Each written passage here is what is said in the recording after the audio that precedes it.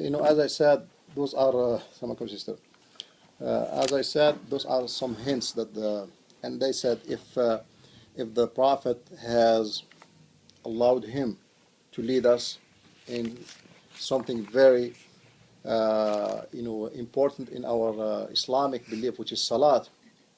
That if he has allowed him to lead us in the Salat, which is the Salat is the top of after the Shahada. So how can we don't allow him to lead us in the dunya, the affairs of the politics? If he was to lead someone, usually in the Salat, someone to lead the people, he has to be mostly the Qari. He has to know how to recite the Quran.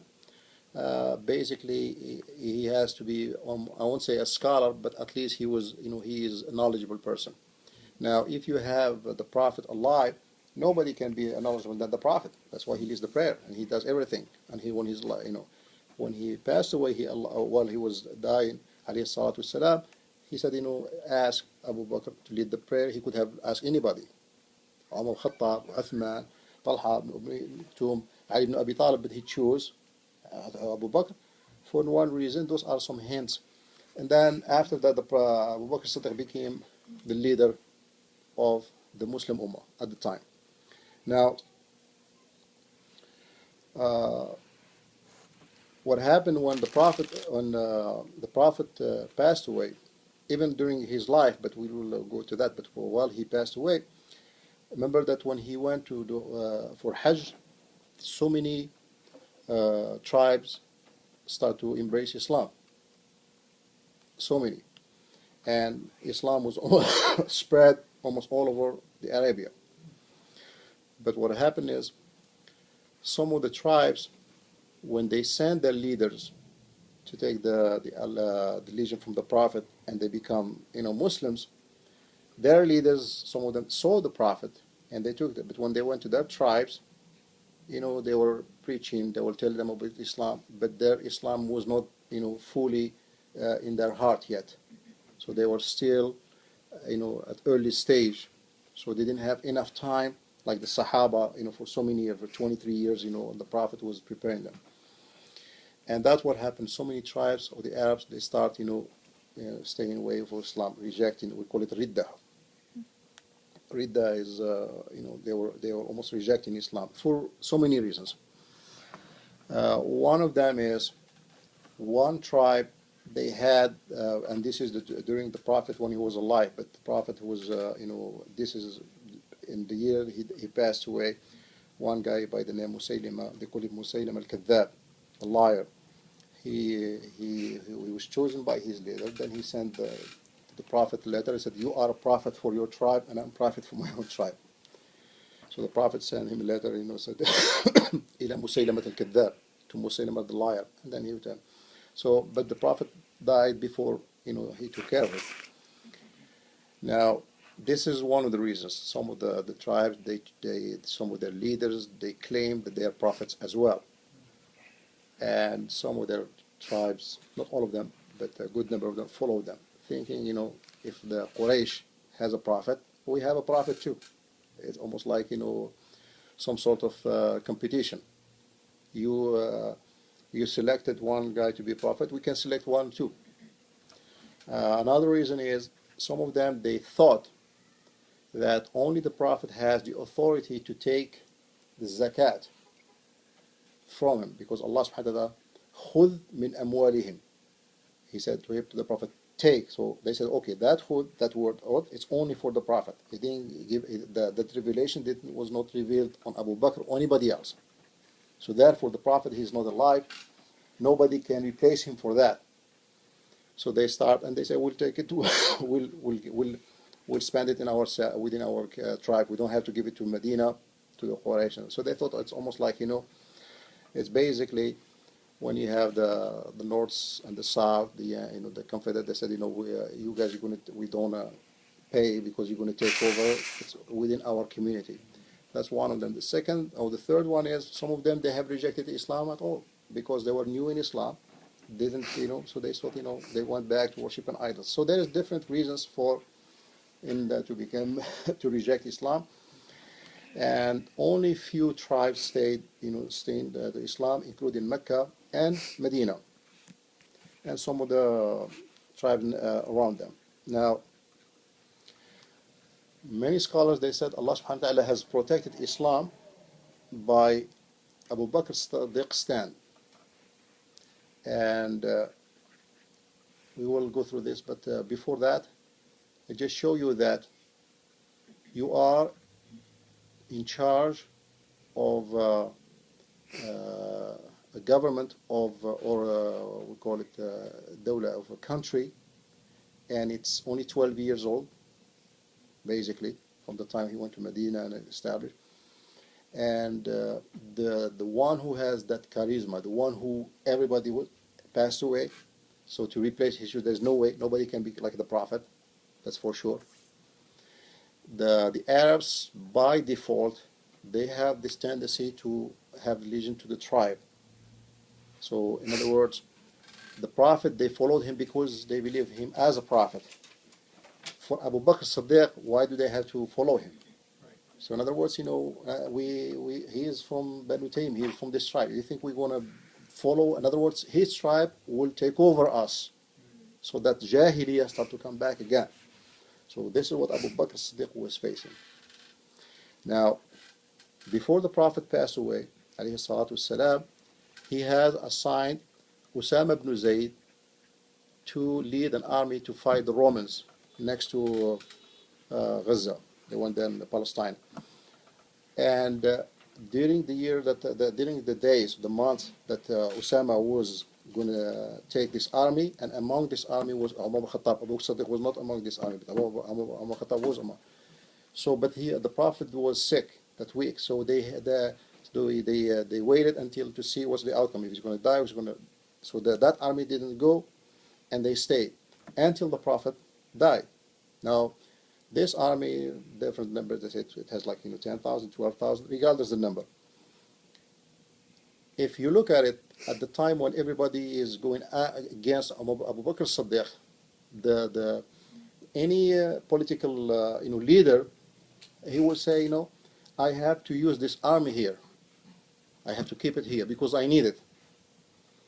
While Abu Bakr As-Siddiq, and that's why I said the difference before when I said, why he has that, Abu Bakr As-Siddiq, every single thing that the Prophet says, he applied it. No question asked. When Abu Bakr As-Siddiq was in charge, some of the Sahabah, including Abu Umar al-Khattab, they came to him and said, this army is needed here to fight those tribes who have rejected Islam, to bring them back to Islam. It's almost like I was watching the movie of Lincoln 2 days ago. Was that 2 days ago? Mm-hmm. And you can see the guy, I like the comment what General Grant, when they were sitting outside, when he went to visit the army, he said that you look 10 years older from the last year. So it almost within a year, he almost gained 10 years. Well, you have to understand what he was facing. 5 years of something of war, 5 years of war, trying to pass this law to abolish the slavery, they have to pass this treaty, and just enormous things, So, it will take a toll on the person. So, when you have someone as such, every country is getting loose, so the first thing comes up in mind, how to put everybody back to align with the government. So you don't think about increasing taxes, fixing the roads, or because that's a priority now. You don't think about trying to have a trade treaty with Mexico and Canada or something else. The priority comes to you have an internal war. This comes as a priority above anything else. So that's what Abu Bakr As-Siddiq put in place. Now he has to face this tribe, this quote unquote, those let's put them as states. They try to separate. If you want to use our own term, they were all the Arabia. They were one state, and every state wants to separate, become by state. Texas by itself, Florida by itself, Washington by itself, and we have our own. If you choose a governor from Illinois, president, we can choose one from ours. What the heck, That's almost basic. If you want to make it closer to how we can understand this process, how it happens. Now, when Abu Bakr As-Siddiq was at the time in charge, and he has this army, most of the Sahaba, they came, they said, the wise things to do is to keep this army with the army and we fight them. He said, no. The Prophet has put this army to go for the Romans. It has to go for the Romans. I'm not going to change what the Prophet has already made as a decision. If he stay, even if it's going to... No, that's what the Prophet decided. I stay by him. It gives you exactly the same action Abu Bakr Siddiq said when it was the Treaty of Hudaybiyah. When the Treaty of Hudaybiyah, the terms of them, it's almost like they were... Quraysh was victorious because they dictate every single thing on the treaty. You don't even have to... You cannot go to make Umrah this year, come the next year. And if anyone from us come to you, you have to send it back. But anyone from you comes to us, we'll keep him. There's not even equality. And the Prophet, he accepted those things. Some of the Sahaba, including Umar al-Khattab, well, why we have to accept it? Almost like we are giving up to everything. The only person who has not even said a word, whatever the Prophet said, is Abu Bakr Siddiq, exactly here. When the Prophet has decided this army goes, it has to go, period. Don't think about it. And he did that. Now, the second thing comes up, Umar al-Khattab tried to be more like, if you look at it, and other Sahaba as well, is why do we have to fight all of them? I can understand we fight someone who claims himself as a prophet, but if someone has said La ilaha illallah, because when he claimed that when you have rejected Islam, or you have asked to be separated from the ruling of Abu Bakr or anybody else because you already have your own prophet, that's completely rejection of Islam, because it's almost like he said Ashhadu an la ilaha illallah wa anna Musaylamata Rasulullah. So he changed it Musaylama with the prophet. So it's completely rejection of Islam. So you understand where you go fight those people, but you don't understand, or some of the Sahaba, how can we go fight someone who said Ashhadu an la ilaha illallah and Ashhadu anna Muhammad Rasulullah? You believe, but the only thing is we don't give the zakat. So they're still Muslims. Why?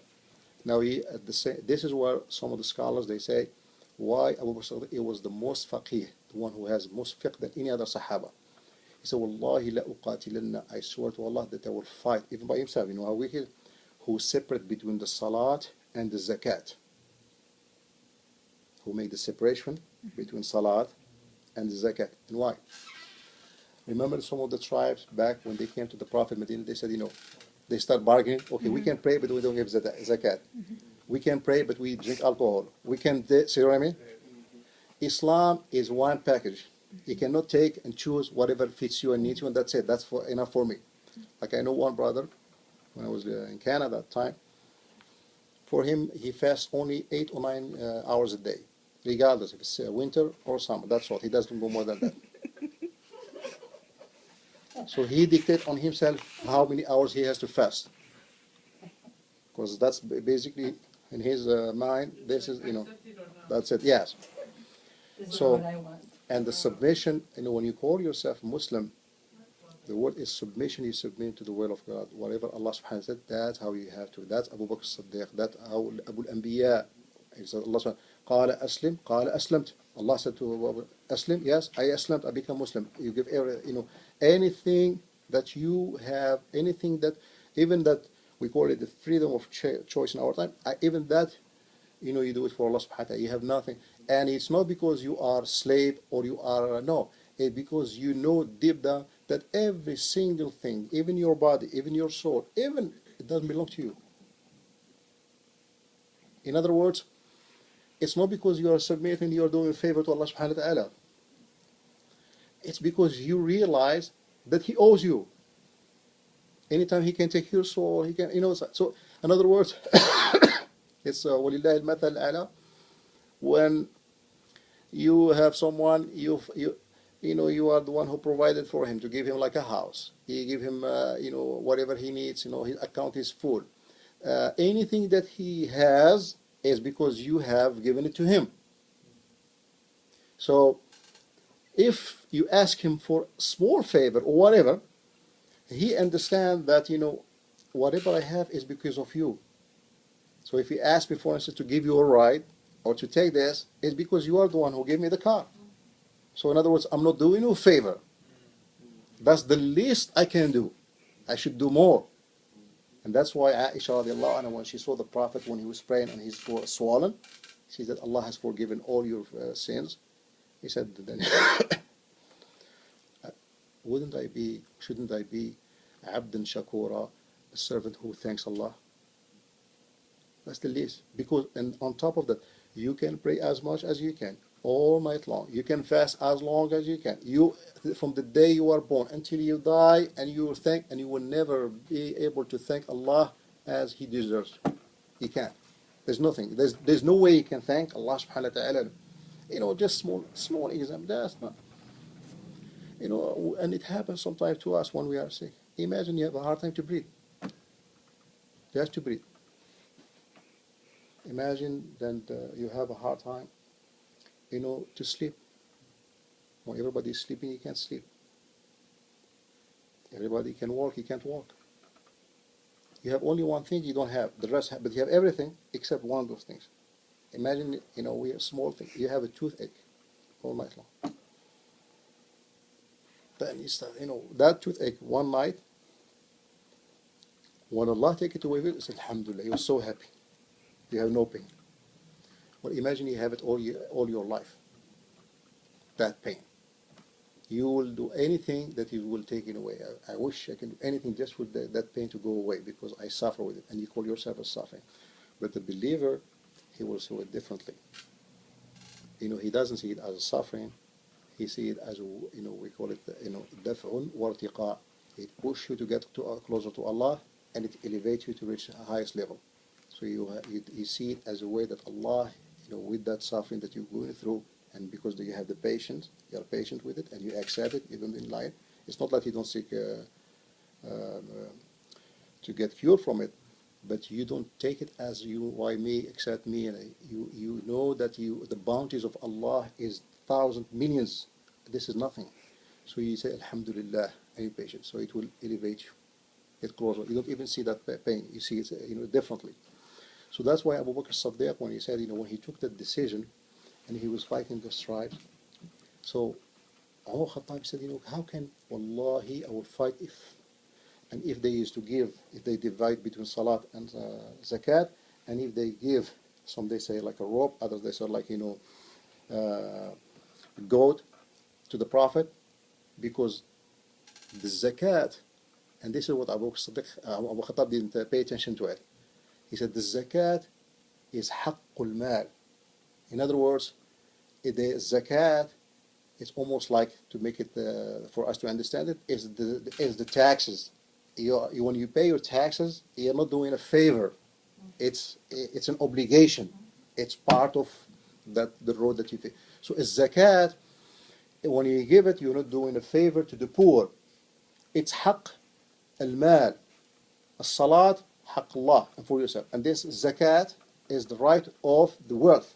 So the wealth of those poor is in that zakat. So in other words, I am taking this because those are the rights of those people. They have denied them their rights. And that's how we say, wow, and then they all align themselves, and he fight all of that. And there were, so many wars. I think he said almost 11 of the armies, including Khalid bin Walid. He was the leader, and there's one big battle. It was done by this guy, by Musaylim al-Kadhab, where there's a lot of the Huffaz al-Quran, one who memorized when they died. They even call it Hadiqat al-Maut, because a lot of people died in this battle. Now, look at the strategy of Abu Bakr As-Siddiq when he chose to send Usama ibn Zayd to fight the Romans. Just by this act itself has almost put down so many tribes to fight him. The reason why I say those guys, if they are fighting, he's sending an army to fight the Romans, which is like, at the time they're the superpower, including the Persians. Now that means he has, another huge army to fight us. So some of the tribes, they just, by seeing that, it has given that scared them not to raise an arm against Abu Bakr As-Siddiq. It was a wise decision. And why it was the wise decision? Because he has followed what the Prophet said. Whatever the Prophet said, he followed it. So it was a wise decision. Now, Osama ibn Zayd, he went, and there was some of the army of the Romans, they have run away, they didn't fight them, and they fight some of the tribes. They came back, and they joined the other army to fight all these tribes who has rejected Islam. In his time, he has won, especially this battle I told you about, Musaylim al-Kadhdab, so many of the Hafaz. So in his time, that they the suggestion, and it was from Umar ibn Khattab and others, to compile the Quran in one book. It was he memorized the Quran. So many Sahaba memorized the Quran, and every Sahabi, although they memorize it, some of them they have it written in the palm leaves. Some of the the leathers they have in some of the shoulders of the whether animals, like whether there's cows, or it could be sheep. So every single things they have, they could, some of them who were able to write, not all of them. So they are. So what they did, they they asked Zayd ibn Thabit to go and compile and have one book of the Quran, is because at the time of the Prophet it was memorized in the Quran, and the Prophet was still alive. So now they need it in a book, in one single book, and they give it to. After that, it was in Hafsa. From Umar Khattab, it was in Hafsa until Umar ibn Affan. He came and he make copies, and then he started to send it to other countries. So in his time, he has Islam has been spared for destruction, and we told you about when he stood up and he said, whoever used to worship Allah, Allah is still alive. Who used to worship the Prophet Muhammad, Muhammad is human, he would die. The same thing was done by Suhail ibn Amr al-Qurashi in Mecca. When the Prophet died, the people in Mecca, they started doing so. Suhail ibn Amr al-Qurashi, he was the one who signed the treaty with the Rasul sallallahu alaihi wasallam. He stood up because he was eloquent speaker. So he did the same thing. He said, Ya ma'shar Quraysh, people of Quraysh, you won't be the last one who came to Islam, and you'll be the first one to get out of it. And he used the same verse that so he stood. So Islam was compiled. That's why it's two major cities and some small parts next to them. They didn't, they have not rejected Islam, but they stayed, by that. After that, Islam has spread again by the will and the decision of Abu Bakr As-Siddiq. He has sent an army to start tackling the two empires, the Romans and the Persians. So he sent one army toward the Sham and the other one toward Iraq. Iraq at the time was part of the Persians, and almost like they start taking almost a third of that, of those empires. Before it was the last battles. It was at the time of Umar ibn Khattab. So he has started that. So he has unified the Arabia. He has compiled the Quran, and he has started, to send an army to start, fighting the two empires who are running, the whole area. So in other words, because of Abu Bakr As-Siddiq decision, we have Bukhari, we have Muslim. Because of he has started that seed. Because of that, Bukhari come from those places, those great muhaddithin, great scholars. Abdul Qadir al-Jilani, the one that people they know al-Jilani, he come from, which is Jilani, this is the Iran. We have that, so great scholars. Tell me they come from the area. So it's anybody who became a Muslim, it was on the account of Abu Bakr As-Siddiq, because he has started to spread Islam in those places. Now, he has ruled only for 2 years and few months. Some they say 3 months, 6 months, whatever. So basically it's 2 months 2 years and a few months. And within this 2 years and 3 months, imagine what he has, achieved. Where the peninsula was, everybody was revolting against Islam and all those things, and he has been able to establish, the Islam as a firm. Some they say he has died because he took a shower, he took a bath, and with the cold water, and because physically he's not that strong, so he was sick for 2 weeks.